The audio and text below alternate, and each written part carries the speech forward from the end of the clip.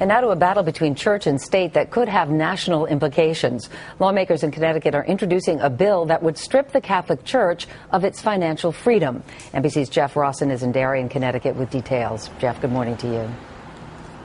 Hey, Meredith, good morning to you. This is the bill in my hand right here. It is only 3 pages long, but boy, does it have teeth, causing quite a stir. It virtually takes all financial control away from the Roman Catholic Church in this entire area. The Bishop of Bridgeport, Connecticut, now gearing up for a fight, calling this bill a violation of the First Amendment.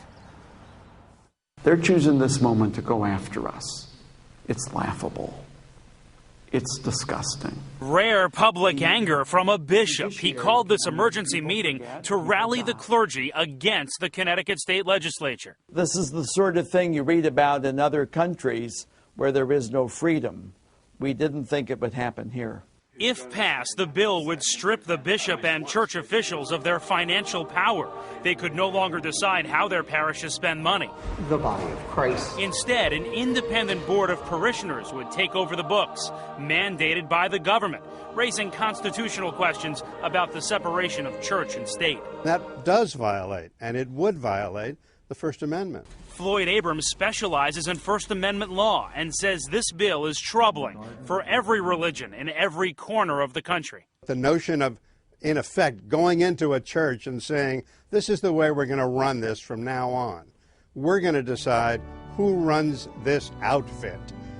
The legislature doesn't have that sort of power. But it was a group of angry parishioners who pushed for the bill in the first place. Father Fay, do you have anything to say to your parishioners? Their former Reverend, Michael Jude Fay, is serving jail time after stealing more than $1 million from his church in Connecticut. Investigators say he spent the money on lavish living, limousines, top hotels, fancy jewelry, and the condo in Florida he shared with his boyfriend.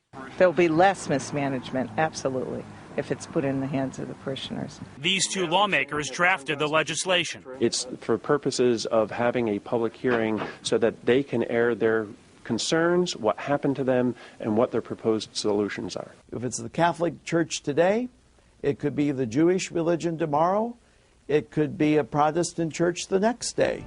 It's a very slippery slope.